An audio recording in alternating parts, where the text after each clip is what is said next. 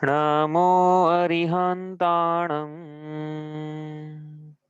नमो सिद्धाणं नमो आयरीयाणं नमो वज्झायाणं नमो लोये सव्वसाहुणं तीन भुवन में सार वीतराग विज्ञानता शिव स्वरूप शिवकार नमः त्रियोग संहारिके। हम पढ़ रहे हैं परममाली ग्रंथ श्री छड़ाला जी।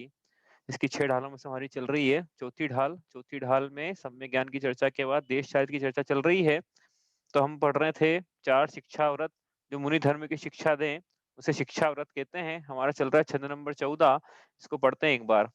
धर उर समता भाव सदा सामायिक करिए पर्व चतुष्टय माहि पाप तजिपो प्रोषद धरिए भोग और उपभोग नियम करि ममत निवारे मुनि को भोजन देय फिर निज करहि आहारे। तो हम थोड़ा सा रिवाइज करते हैं पहले कि हम 4 शिक्षा व्रत पढ़ रहे थे। तो पहला शिक्षा व्रत था सामायिक शिक्षा व्रत। क्या कहा था सामायिक शिक्षा व्रत में? किसे कहते हैं सामायिक? राग देश की निवृत्ति के लिए आत्मा आत्मा में जो मध्यस्थता है उसमें जो उपयोग की प्रवृत्ति है, ऐसा सामायिक अर्थ निकाला था। उसके प्रयोजन जो प्रवृत्ति होती है उसे सामायिक कहते हैं। ऐसा हमने इसमें पढ़ा था। देखो कहाँ लिखा नीचे इसमें, अंतरंड के बाद देखो सामायिक सम प्लस आय। राग द्वेष की निवृत्ति के लिए आत्मा में मध्यस्थता के भाव, ये तो सम का अर्थ है यहाँ पे, और आय का अर्थ है उपयोग की प्रवृत्ति। और इसमें प्रत्यय लिया है, प्रत्यय लगाया ना इक। तो इसमें इसका जो प्रयोजन है मतलब राग देश की निवृत्ति के लिए आत्मा में मध्यस्थता के भाव, इसके लिए जो उपयोग की प्रवृत्ति है ऐसा होना ही है प्रयोजन जिसका, वह सामायिक है। अब ऐसी परिभाषा इतनी कठिन हो गई तो कैसे याद रखें? तो ये ऐसा समता भाव धारण करना वो सामायिक है। वो सीधा सा मतलब ये है, राग देश में निवृत्ति होना, जो भी जो भी विषय बनते हैं हमारे उपयोग में आते हैं उनके प्रति समता का भाव होना, यह सामायिक है। ठीक है, इसके हमने क्या पढ़े थे? 5 अतिचार पढ़े थे। सामायिक शिक्षा के 5 अतिचार। मन वचन काय की खोटी प्रवृत्ति सामयिक के काल में ऐसा करना, ये और या फिर सामयिक के प्रति अनादर रहना, या सामयिक करते समय भूल जाना कोई भी पाठ वगैरह, मंत्र वगैरह, कायोत्सर्ग वगैरह। हमने देखे थे सामयिक कहाँ कहाँ किया जाता है, कैसे कैसे किया जाता है। सामयिक का काल जो है वो ट्रांजिशन पीरियड है, मतलब सूर्योदय का काल, मध्याह्न का काल, संध्या का काल, इस प्रकार से ये सामयिक के काल है। सामयिक का मिनिमम काल जो है देखा जाए तो 2 घड़ी जघन्य, मध्यम देखा जाए तो 4 घड़ी, और उत्कृष्ट काल जो है वह 6 घड़ी का रहता है। सामयिक कहाँ पे की जानी चाहिए? क्योंकि ये अभ्यास कर रहा है ना अभी, तो सामयिक के लिए इसको एकांत स्थान ढूंढना चाहिए। घर में सामयिक करना अवॉइड करना चाहिए स्टार्टिंग में कम से कम, फिर अभ्यास हो जाए तो करे भले ही। लेकिन एकांत स्थान, शमशान, गुफा, पर्वत, वन, जंगल, नहीं तो जिन चैत चैत्यालय, सबसे अच्छा स्थान है सामयिक का।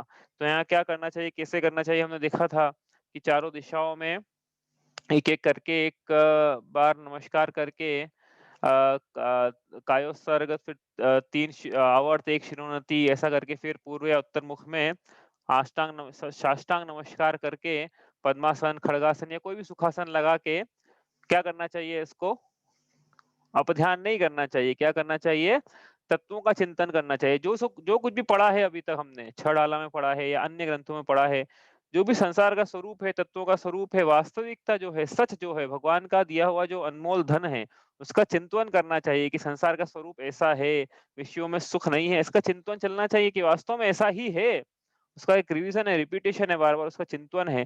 तो इस समय के काल में इस प्रकार से क्या है कि विषयों की प्रवृत्ति नहीं है, कषायों की भी निवृत्ति एक तरह से होती जा रही है, कम कम है। और समय के काल में जो जिस स्थान पर बैठा हुआ है उस स्थान के बाहर सूक्ष्म पापों की इसकी निवृत्ति है। इसलिए ऐसा कहा है कि समय के काल में यह इस जीव का आचरण ऐसा ही है जैसे कि मुनि राजों का आचरण होता है। मुनि राजों के ऊपर किसी ने उपसर्ग किया और कपड़े पहना दिए, वैसा वैसा समय के काल में यह व्रति का आचरण रहता है। इस प्रकार से सामायिक शिक्षा व्रत हमने पढ़ा था। ठीक है, तो ये शिक्षा व्रत है क्यों? क्योंकि मुनि धर्म की शिक्षा दे रहा है। मुनिराज बुद्धिपूर्वक तो 4 बार सामायिक करते हैं, अबुद्धिपूर्वक हमेशा ही समता भाव धारण करते हैं। समता भाव कैसे धारण करते हैं, इसके लिए छठी ढाल में पंक्ति आएगी, अरिमित्र महल मसान कंचन कांच निंदन तुतिकरन अर्घावतारन असी प्रहारन में सदा समता धरन। तो उदाहरण के लिए छोटा सा उदाहरण लें, तो कोई अर्घ चढ़ा रहा हो या फिर कोई तलवार से प्रहार कर रहा हो, दोनों में मुनिराजों के समता भाव रहता है, क्योंकि सदैव सामायिक में रहते हैं, उनके एक जैसा भाव है, दोनों पुद्गल की पर्याय हैं, शरीर से हमेशा उनकी विरक्ति बनी हुई है। इस प्रकार से ये सामायिक शिक्षा व्रत है। प्रोषदोपवास हमने पढ़ा, प्रोषदोपवास मतलब क्या, इसके हमने देखे थे अर्थ। क्या देखा था यहाँ पे, पंडित जी ने लिखा है यहाँ पे पर्व चतुष्टय माह ही पाप तजी प्रोषद धरिये। तो 4 पर्व, कौन कौन से 4 पर्व है, अष्टमी चतुर्दशी, 2 अष्टमी 2 चतुर्दशी, ऐसे एक महीने में 4 शाश्वत पर्व आते हैं।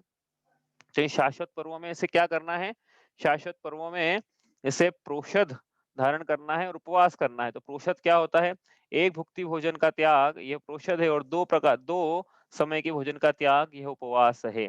तो उत्कृष्ट प्रोषद उपवास में, मान लो अष्टमी है तो सप्तमी के दिन प्रोषद रहेगा, अष्टमी के दिन उपवास रहेगा, फिर नवमी के दिन प्रोषद रहेगा। इस प्रकार से उत्कृष्ट प्रोषद उपवास है।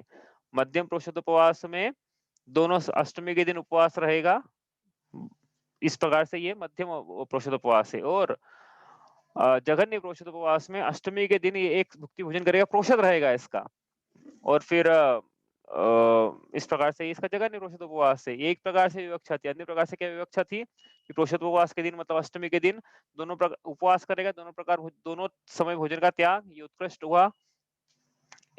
या फिर अनुपवास करे, ये मध्यम हुआ, या फिर प्रोषद करे, जघन्य हुआ। इस प्रकार से जो पहला वाला प्रकार था उसमें तो 16 प्रहर, 12 प्रहर और 8 प्रहर, इस प्रकार से भोजन का त्याग हुआ। और बाद वाले में आप देख लेना कितना कितना भोजन का त्याग होता है। तो इस प्रकार से यह प्रोषद उपवास है, शिक्षा व्रत है। क्यों शिक्षा व्रत है यह, क्योंकि प्रोषद उपवास के दिन ऐसे करना क्या है, ऐसे पंडित जी ने लिखा ना, पाप तजित पोषद धरे, दौलत राम जी ने ऐसा लिखा है कि इसके संकल्प हिंसा का त्याग था।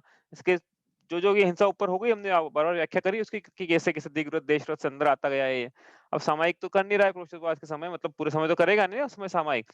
तो जो इसके आरंभ हो रहे थे, जो इसके प्रयोजनभूत कार्यों में जो आरंभ हो रहा था, प्रयोजनभूत कार्यों में मन वचन काया की प्रवृत्ति थी, हाँ, उद्योगी हिंसा आदि थी, उसके भी प्रोषद उपवास के काल के समय में त्याग हो गया इसका। क्योंकि प्रोषद के समय में पाप तजना है, आरंभ नहीं करना है, व्यापार नहीं करना है, क्या करना है, अपना पूरा जो वो दिन है, वो दिन छुट्टी का दिन आता तो जैसे जो भोगी जीव विषयों में बिताता है, संडे आया ना, कहाँ बिताएगा, आज संडे है, कहाँ बिताया हमने दिन अपना, विषयों में बिताया, और कहाँ बिताया।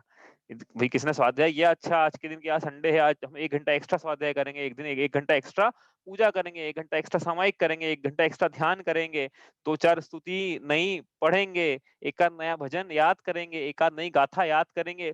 तो समझना कि हाँ कुछ दिन अच्छे से बिताया, नहीं तो फिर कहाँ बिताया हमने अपना दिन, पूरा विषयों में बितलाया संडे का दिन।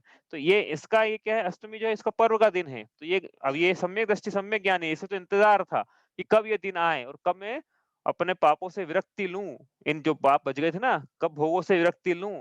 तो विरक्ति लेके क्या करता है प्रोषद उपवास के दिन, अपना समय ज्यादा ज्यादा से ज्यादा, मैंने बताया अभी, उन कार्यों में बिताता है, स्वाध्याय में, पूजा में, एक एक दो पूजा एक्स्ट्रा करेगा सुबह मंदिर में, अष्टमी की पूजा करेगा भैया उस दिन, विधान भी करते हैं बहुत से लोग, तो विधान करेगा अष्टमी के दिन, पूजा करेगा, फिर क्या करेगा, सामायिक करेगा, स्वाध्याय करेगा, तत्व चिंतन करेगा, जो और साधर्मी है जैसे अष्टमी के दिन और भी लोगों का उपवास है, उनके साथ बैठ के गोष्ठी करेगा, तत्व चिंतन करेगा, तत्व विचार करेगा, उपदेश सुनेगा, उपदेश देगा लोगों को, और सामायिक पाठ करेगा, सामायिक तो करना ही है इसके, सामायिक चलेगी, ध्यान चलेगा, स्तुति चलेगी, प्रतिक्रमण चलेगा, प्रायश्चित चलेगा। इस प्रकार से इसका दिन व्यतीत करता है। सप्तमी के 12 बजे से लेके नवमी की 12 बजे तक 48 घंटे इस प्रकार से इसके व्यतीत होते हैं। निद्रा भी इसकी कर्म रहती है, क्योंकि प्रमाद का भी त्याग करना है उस दिन। तो इस प्रकार से निद्रा एक प्रकार का प्रमाद ही है।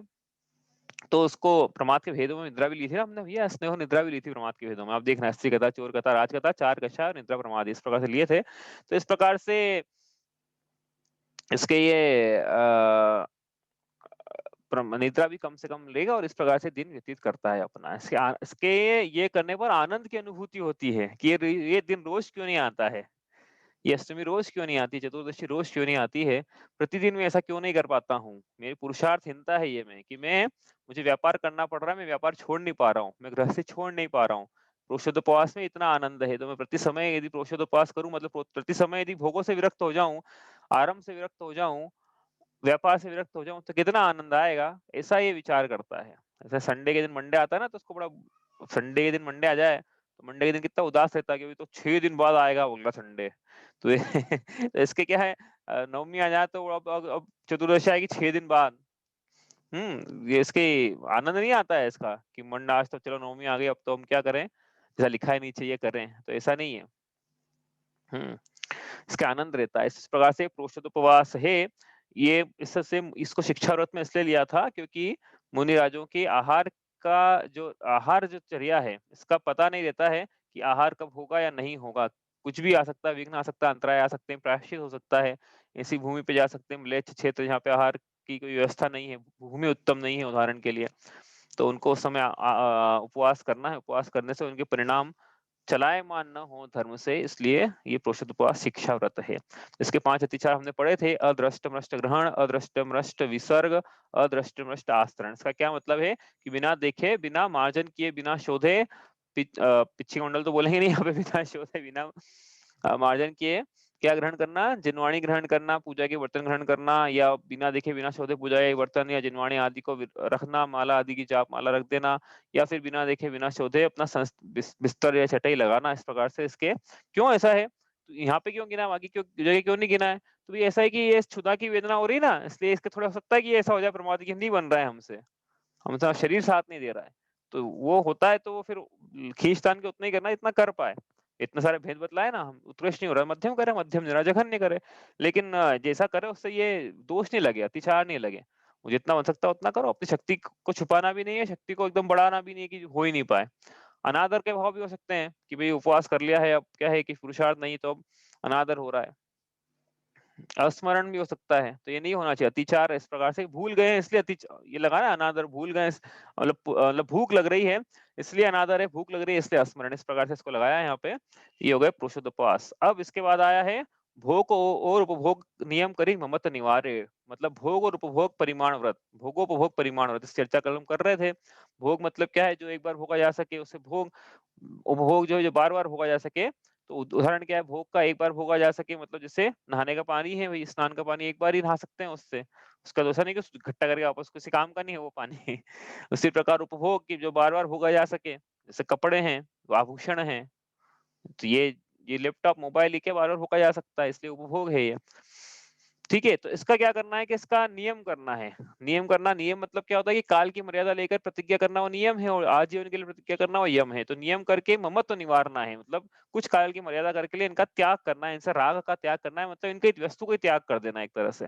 तो परिग्रह परिमाण व्रत में क्या किया था कि नीति न्याय और भक्ष, मतलब कुछ इसका परिमाण किया था उसने कि हम इतना तो रखेंगे ही रखेंगे।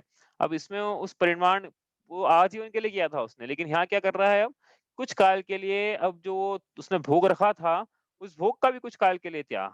कि आज हम उदाहरण के लिए एक ही कुर्ते पजामे पहनेंगे।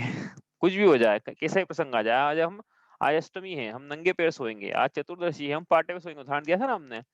आज हमारा एकादशन है, प्रोषद है, तो आज हम दिन भर मंदिर में 6 घंटे मंदिर में ही रहेंगे। मतलब इस प्रकार से क्या करना है कि घर का मतलब मंदिर में नहीं गया तो उसके घर का जो उपभोग की वस्तु है, घर बार-बार भोगा जाता है ना घर, तो उसका निवारण कर दिया। इस प्रकार से ये भोग उपभोग का निवारण है। तो क्या इससे क्या शिक्षा मिली मुनि व्रत बनने की, मुनि धर्म बनने की, कि भैया ऐसा है कि इस जो निवारण किया है इसने, उसमें क्या है कि ये अग्रसर हो रहा है मुनि के पथ पर। हमने उदाहरण दिया था ना अभी, पाटे पे सोने का है, चप्पल नहीं पहनने का है। तो जो इसके पास भोग है उसमें भी इसकी प्रवृत्ति कम होती जा रही है, और तो राग घट रहा है, चारित्र बढ़ रहा है, मतलब इसका मतलब ये वितरागता में कुछ अंशों की वृद्धि है, और राग की घटोत्तरी है, और बहिरंग में तत्संबंधी सूक्ष्म पापों का त्याग है। तो बहिरंग में पापों का त्याग है, अंतरंग में वितरागता है।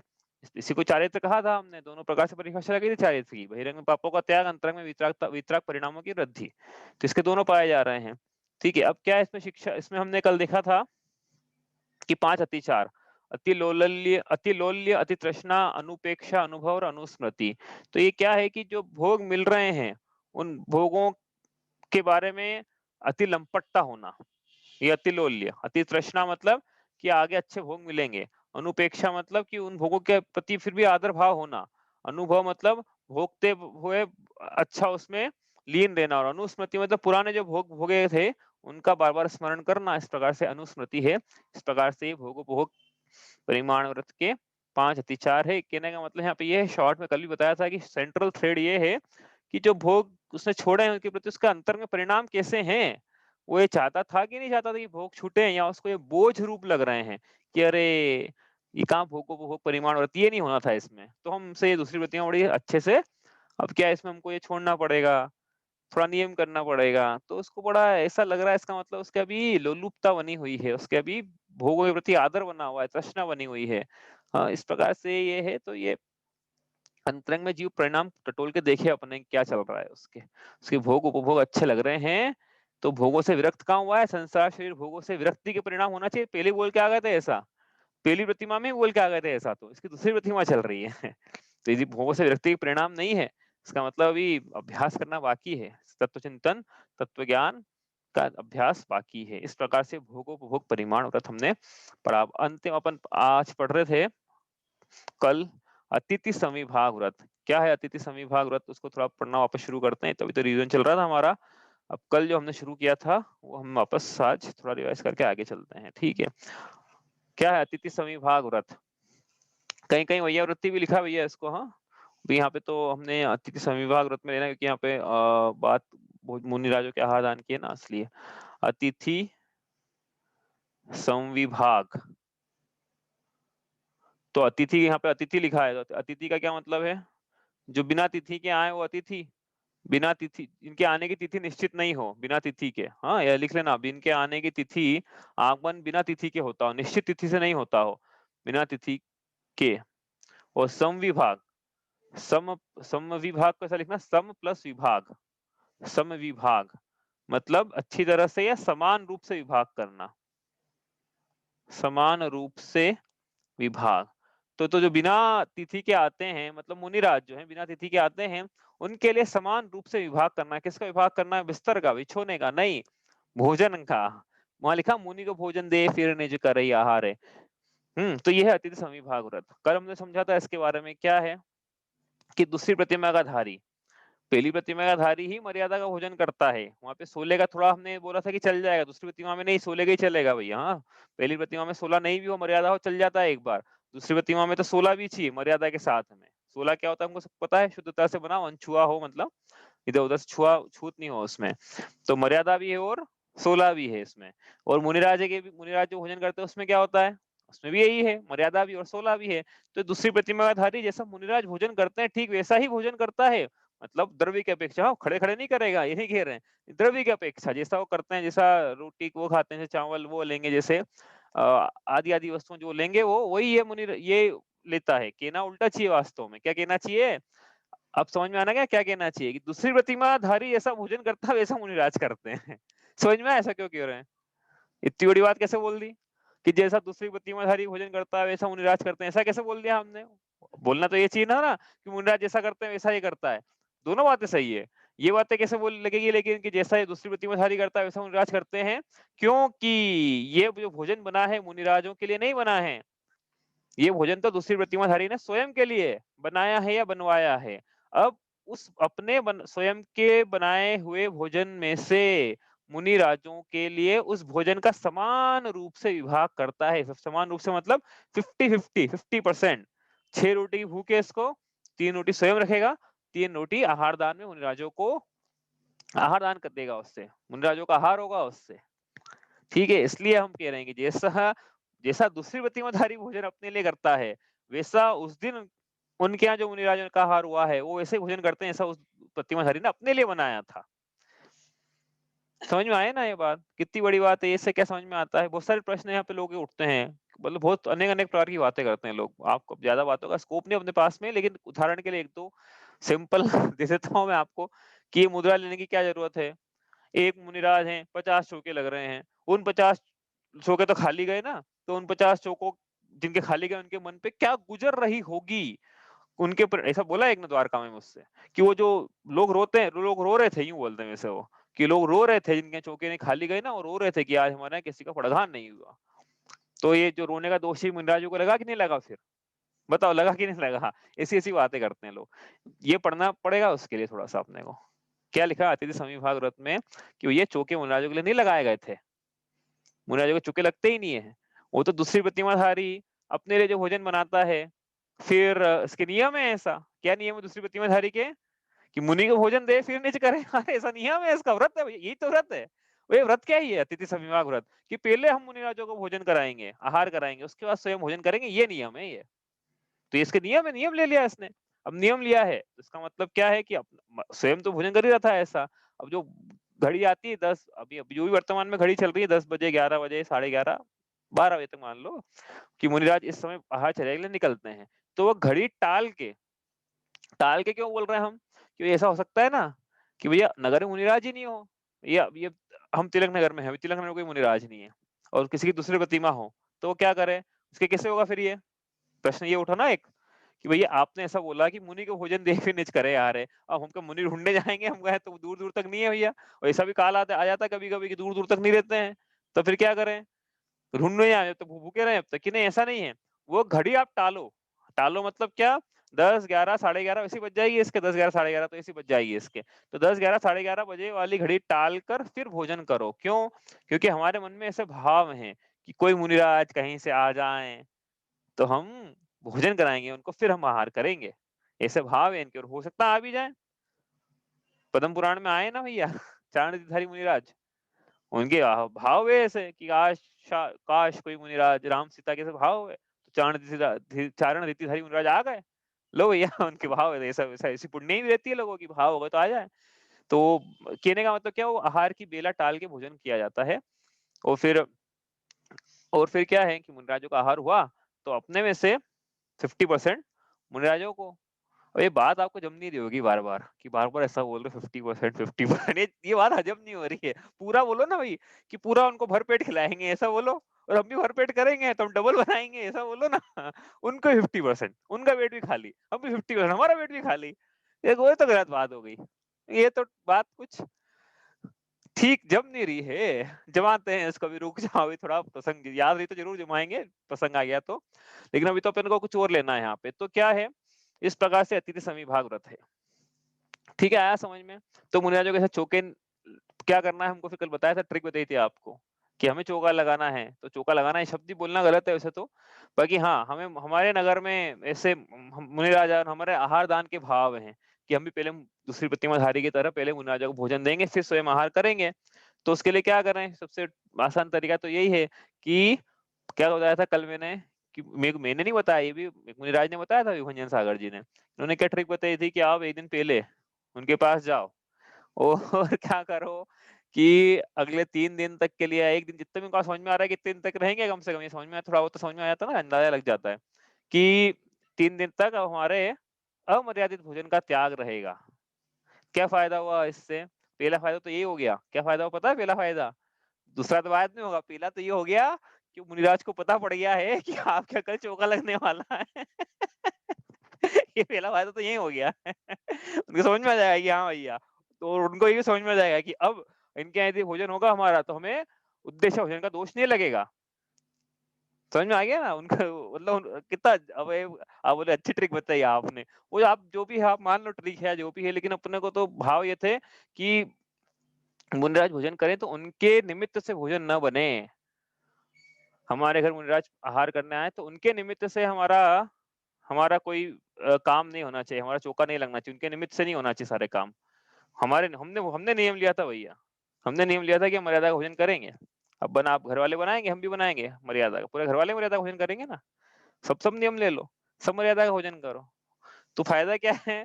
डबल फायदा हो गए। 2-3 मतलब वो सारे फायदे एक साथ हो गए। एक तो मुनिराजा को पता पड़ेगा कि हमारा चौका है, प्रोबेबिलिटी बढ़ गई हमारे आने की। ठीक है। दूसरा ये कि उद्देश्य भोजन का त्याग उनके। तीसरा ये है कि यदि नहीं भी आते हैं मुनिराजों का चौका खाली, जिसको बोलते हैं ना खाली, तो खाली आने का वो भाव संक्लेशित नहीं होंगे परिणाम। क्यों? क्योंकि हमने तो हमारे लिए बनाया था भाई। हमने जो भोजन बनाया है वो तो हमने हमारे लिए बनाया है, हमारा हमने नियम लिया था। तो एक दिन हमारे को लाभ मिला कि मुनिराज कैसा भोजन करते हैं। हाँ, वैसा बिल्कुल मर्यादित भोजन करने का लाभ स्वयं को मिला कि नहीं मिला? और नियम पूर्वक मिला, कि ऐसा एक दिन हम नियम पूर्वक मर्यादा का भोजन करेंगे। ये उनके लिए बता रहे हैं भैया जिनकी प्रतिमा नहीं है। हाँ, जिनकी प्रतिमा है उनको तो सब करने की जरूरत नहीं है ये। उनके तो कुछ पता रहता है कि इनके यहाँ तो चूंकि इनके यहाँ होगा प्रतिमाधारी है तो हाँ, होता भी ऐसा ही है। जो प्रतिमाधारी मुनिराज उनको, क्योंकि उनके पता है ना कि इनके उद्देश्य भोजन नहीं खिलाया कराएंगे ये। उद्देश्य भोजन समझ में आ रहा है ना? उद्देश्य क्या, मुनिराजों के उद्देश्य के लिए जो भोजन बनाया गया है उद्देश्य भोजन है। तो समस्या क्या है इसमें? समस्या ये है कि 6 काय के जीवों की हिंसा के त्यागी रहते हैं मुनिराज। मुनिराजों की उद्देश्य के लिए यदि भोजन बनाया जाए तो फिर त्रस्त जीवों ने स्थावर जीवों के संकल्प पूर्वक घात का दोष लगेगा ना मुनिराजों को, लगेगा ना। भाई पानी जैसे कमंडल में पानी अपन सोचे मुनिराजों के लिए गर्म कर रहे हैं, छान के त्रस्त तो अलग कर लिया हमने, जो स्थावर जीव है संकल्प पूर्वक मुनिराजों के कमंडल के लिए, तो ऐसा नहीं है। श्रावक अपने लिए करता है, फिर अपने घर में मुनिराज आएंगे कमंडल भरेंगे हम। हमारे लिए था ना वो पानी, तो वो जल हमारे लिए था, उसका विभाग किया, ये तो पढ़ रहे हैं हम, समान रूप से विभाग किया, यही हम पढ़ रहे हैं। तो इसलिए इसलिए क्या कोई बोले ऐसा कि भैया मुनिराज तो उद्देश्य, एक्चुअली क्या है मैं आपको बताऊं, अंदर की बात बताऊं मैं आपको।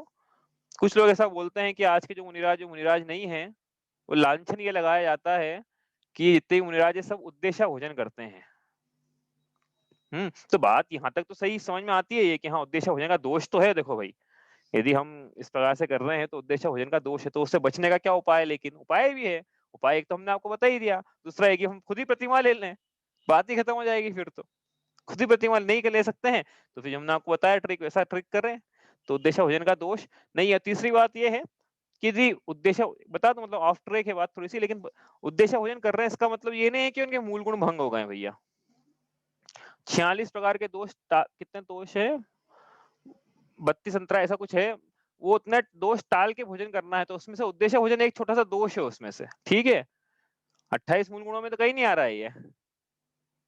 28 गुणों में उद्देश्य भोजन नहीं आएगा। हाँ वो उसके मूल गुण के उत्तर गुण है, उसमें आएगा कहीं है कि उद्देश्य भोजन नहीं होना चाहिए, तो उसमें है छोटा सा दोष लगेगा। इसका मतलब नहीं कि भंग ही हो जाएंगे मूल गुण, ऐसा नहीं। मुनि पर नहीं भंग हो जाएगा उद्देश्य भोजन कर लिया तो दोष लगेगा, लेकिन हाँ इससे हम नकार इसको नहीं नकारा जा सकता है कि उद्देश्य भोजन करा तो दोष जरूर लगेगा, लेकिन मुनिचर्या भंग हो जाएगी, मुनिपना भंग हो जाएगा, ऐसा भी नहीं है, ठीक है।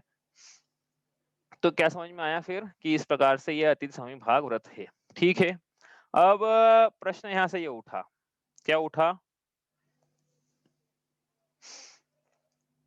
कहाँ से ले अपन, बहुत सारी चीजें हैं इसमें। तो अपन ये पहले ये देखना समान रूप से विभाग किया।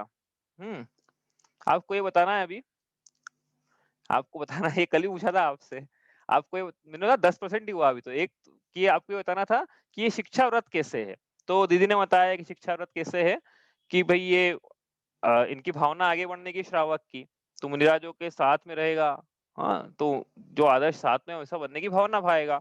दूसरा ये है कि आहार देते देते आहार लेने की विधि भी आ जाएगी, आई जाती है ना। 50% तो आई गई, हम ऐसा बोला था कल भी हमने, 10% तो काम हो गया, लेकिन फिर 90% बड़ा हिस्सा बचा हुआ है कि ये अतिथि समविभाग व्रत शिक्षा व्रत कैसे है, ये बताना है आपको। शिक्षा व्रत मतलब ये मुनि धर्म बनने की शिक्षा कैसे देता है। कोई बताना चाहता है कि आवाज किसी की आ नहीं रही, मुझे पता नहीं कि मेरा चालू है कि नहीं।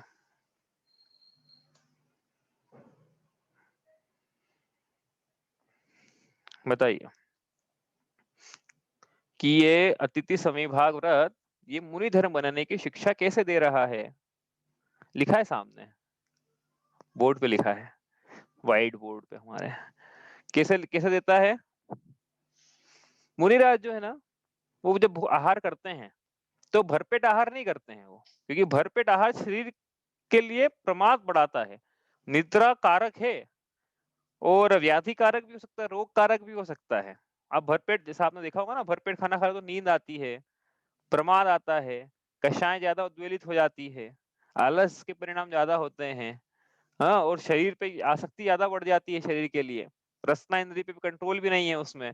तो इसलिए मुनिराज जो हैं भर पेट, और उसमें रोग, भरपेट खाना खाने में रोग की आने की संभावना भी ज्यादा है कि भैया उस समय पूरा भरा गया, उसको डाइजेस्ट करने की जगह नहीं बची।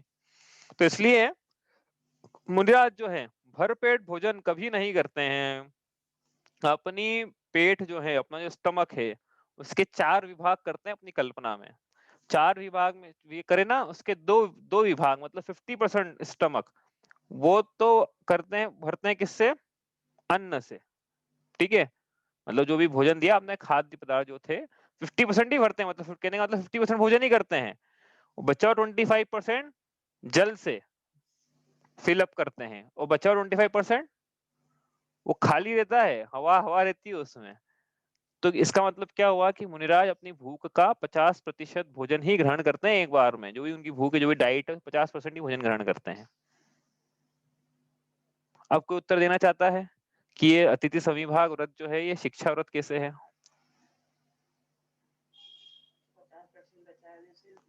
हाँ, आधा पेट ही भोजन कराना था, आधा पेट बचाया ना उसके लिए, श्रावक के लिए। हाँ, आया समझ में? क्या बताओ, कोई बोलना चाहता है कि अब सभी ये कैसे है शिक्षा व्रत?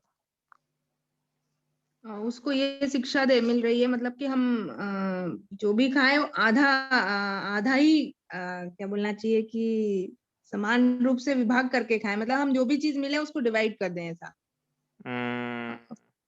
थोड़ा सा मॉडिफाई करना पड़ेगा अपने को। हाँ। इसमें ये शिक्षा मिल रही है, प्रश्न ये भी था साथ में कि भैया देखो, मुनिराज आधा खाएं सो खाएं, तो श्रावक को क्यों आधा खिला रहे हो तुम? भाई श्रावक तो भरपेट खाए ना। मतलब प्रॉब्लम क्या आ गई थी इसमें? क्वेश्चन एक और ये था साथ में इसके कि भाई 6 रोटी की भूख थी। चलो ठीक है, मुनिराज तो तीन, आप बोल रहे हो मुनिराज तो 3 रोटी ही खाते हैं, 3 रोटी मुनिराज ने खाई, उनका भी आधा पेट भराया है, ठीक है, दिक्कत वहां दिक्कत नहीं है। लेकिन अब 3 रोटी बची श्रावक के लिए, उसकी तो 6 रोटी की भूख थी, और उसको 3 रोटी खाने को मिल रही है। ये तो बड़ा अन्याय हो गया ना। समझ में आई बात? क्वेश्चन समझ में आया? क्वेश्चन ये है कि श्रावक ने अपने लिए 6 रोटी बनाई, अब तो खाने को लेकिन 3 मिल रही है, तो श्रावक के लिए अन्याय नहीं हो गया ये? हाँ, कैसे नहीं हुआ?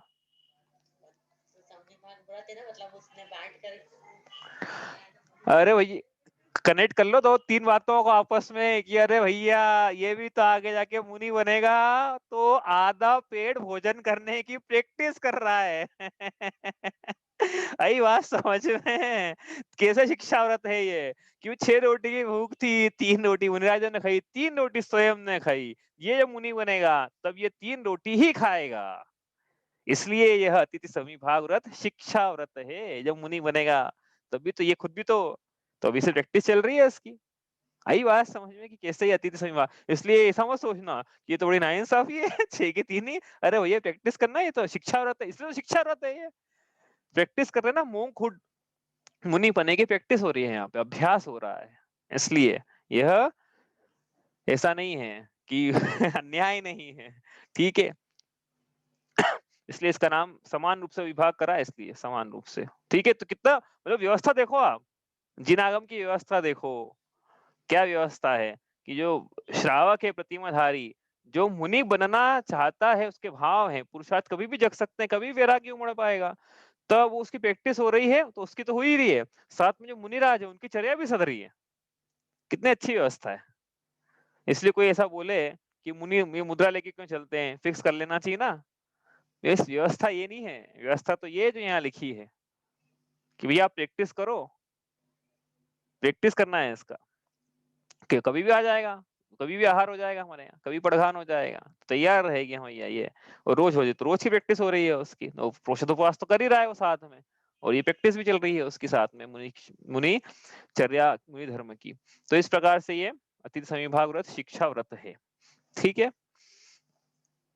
तो अब ये इसलिए ये बात पहले भी हमने शायद 10 लक्षण पर्व में बताई थी, वापस आज प्रसंग आज आया है उसका वापस छड़ाला में। तो क्या है प्रसंग कि पहली प्रतिमा लेके दूसरी प्रतिमा लेके क्या नहीं करना चाहिए? किसी आश्रम का ठिकाना नहीं ढूंढना चाहिए कि हम चले जाएंगे आश्रम में, मंदिर में भर्ती हो जाएंगे, संघ में शामिल हो जाएंगे, दूसरी प्रतिमा ले ली और संघ में शामिल हो गए, दूसरी प्रतिमा ले ली आश्रम में भर्ती हो गए, दूसरी प्रतिमा ले ली किसी जिन मंदिर को अपना ठिकाना बना लिया। ऐसा करना श्रावक के लिए योग्य नहीं है। प्रतिमाधारी जो है ना, आगे जाके घर छोड़ता है, दूसरी प्रतिमाधारी तो घर में ही रहता है। यदि समस्या क्या हो रही है कि इसने यदि घर छोड़ दिया, इसने भी घर छोड़ दिया, यदि इसको घर में रह के मुनिराजों की चर्या करानी थी, व्यवस्था ऐसी है जिनागम की, लेकिन अब समस्या क्या हो गई कि इसने भी घर छोड़ दिया है, तो मुनिराजों की चर्या तो दूर की बात हो गई, अब दूसरे श्रावकों को इन प्रतिमाधारियों की चर्या कराना पड़ती है। कि अब ये मतलब ये समाज पे उल्टा बोझ बन गया एक तरह से। तो ऐसा नहीं होना चाहिए। क्या होना चाहिए कि प्रतिमाधारी घर पे रहे, मुनिराजों की चर्या कराए अपने नगर में, अपने नगर में आए तो कराए, कम से कम इतना तो कर ही सकता है ना। समाज से बोझ नहीं बनना है, इसलिए कि भैया हमारी चर्या कराने के लिए लोग आएंगे। अब ये तुमको चर्या करानी थी दूसरों की, अब तुम खुद ही, तो ये कैसे काम चलेगा? मुनिराजों डबल नुकसान हो गया ना, मतलब देखा जाए तो जो लाभ होना चाहिए टोटल ओवरऑल पर्सपेक्टिव में देखें हम, पूरे समाज को जो लाभ होना चाहिए था डबल नुकसान हो गया उससे। मुनिराजों की चर्या इनको कराना थी वो नहीं करा रहे हैं, और जिनको चर्या स्वयं की करनी थी उनकी चर्या को दूसरा करा रहा है। तो ऐसा इसलिए क्या है, व्रत लेने के बाद घर में ऐसी व्यवस्था हो कि हम घर में ही मुनिराजों की चर्या करा सके, स्वयं तो करे ही करें मर्यादित भोजन, और मुनिराज आए तो उनकी चर्या भी हो सके, इस प्रकार से इसके भाव रहते हैं। इस प्रकार से अतिथि सविभाग व्रत है। अब इसमें अलग अलग प्रकार से विशेषता, ये एक्चुअली क्या चर्या चल रही है, यहाँ पे दान की चर्चा चल रही है, आहार दान की। हाँ, अब जब दान की चर्चा आती है तो दान में द्रव्य से, दातार से, विधि से और पात्र से उस दान में विशेषता आती है, ऐसा सूत्र जी का सूत्र है। तो अपन पहले किसकी बात करें, आज समय इतना है तो अपन पात्र की बात कर लेते हैं, शॉर्ट में हो जाएगी पात्र की चर्चा, बाकी की चर्चा नवधा भक्ति की चर्चा आप कल करेंगे। तो पात्र की चर्चा क्या है कि किनको आहार दान देना चाहिए, जिनको देना चाहिए वो पात्र है, सुपात्र। तो सुपात्र कौन है, इसके श्रेष्ठ पात्र तो निर्ग्रंथ दिगंबर मुनिराज हैं आहार दान के। कौन है, निर्ग्रंथ दिगंबर मुनिराज आहार दान के श्रेष्ठ पात्र हैं। मध्य उत्तम पात्र इसको बोलते हैं। मध्यम पात्र कौन है, मध्यम पात्र पंचम गुण स्थान वर्ती, वो सारे ले लेना, पहले गुण स्थान से लेके 11 गुण स्थान तक, ये लगी शुल्लक जी तक ले लेना, माता जी तक भी ले लेना। तो वो सब मध्यम पात्र हैं आहार दान के। और जघन्य पात्र कौन है, चतुर्थ गुण स्थान वर्ती। तो मतलब उत्तम कौन से हुए, छठे या इसके ऊपर, मतलब छठे में आहार दान की जो छठे सातवें में चलेगी वो तो जो छठे छठे गुण स्थान वर्ती या सातवें गुण स्थान वर्ती। और मध्यम पात्र कौन है, पांचवें गुण स्थान वर्ती, लग जी माता जी। और जघन्य पात्र चौथे गुण स्थान वर्ती। ठीक है, एक बार एक बात करके अपनी बात खत्म करते हैं आज की। विशुद्ध सागर जी ने बोला कि भैया चौके खाली नहीं जा सकते हैं। कैसे नहीं जा सकते हैं, कि बोले आपके चौके खाली चल रहे ना, आप तो मंदिर में से किसी को भी पकड़ लो कि भैया आपको भोजन खाली चलेगा, अभी आए नहीं, प्रधान नहीं हुआ, तो अपन को क्या करना है, आप तो कोई भी साधर्मी को पकड़ लो कि आपका भोजन आज हमारे यहाँ है, तो नहीं मिले सम्यक दृष्टि, अरे तो कोई सच्चे देवशास्त्र गुरु का सेवक है, वो अपने लिए फिर उस दिन आहार को ग्रहण करने का पात्र है। मतलब ये नहीं मिल रहा ऊपर से लेके नीचे तक की सीरीज में, तो क्या करे फिर, किसी जो पंडित मिले, पंडित जो देवशास्त्र गुरु का भक्त मिले कि रोज मंदिर आते प्रक्षाल करते हैं, वो कि भाई आज आपका आहार हमारे यहाँ है। इस प्रकार से क्या है, ये अतिथि सविभाग की चर्चा है, कल ये पूरी होगी, उसके बाद अपन करेंगे छंद नंबर 15 अंतिम छंद इस ढाल का, वो शुरू करेंगे। आपके कोई प्रश्न हो तो आप कल लेके आइएगा, आज तो अपना समय हो गया है, कल अतिथि सविभाग पूरा करके इसके प्रश्न भी देखेंगे। ठीक है, चलिए। शांति सुधा बरसाए जिन वाणी, वस्तु स्वरूप बताए जिन वाणी, पूर्वा पर सब दोष रहित है, भीतरागमय धर्म सहित है, परमागम कहलाए जिन वाणी, मुक्ति वधु के मुख का दर्पण, जीवन अपना कर दे अर्पण, भव समुद्र से तारे जिन वाणी, राग द्वेष अंगारों द्वारा, क्लेश पाता जग सारा, सजल मेघ बरसाए जिन वाणी, सात तत्व का ज्ञान करावे, अचल विमल निज पद दर्शावे, सुख सागर लहराए जिन वाणी, शांति सुधा बरसाए जिन वाणी, जा वाणी के ज्ञान ते सूझे लोकालोक, सो वाणी मस्तक नमो सदा देत हूँ धोख।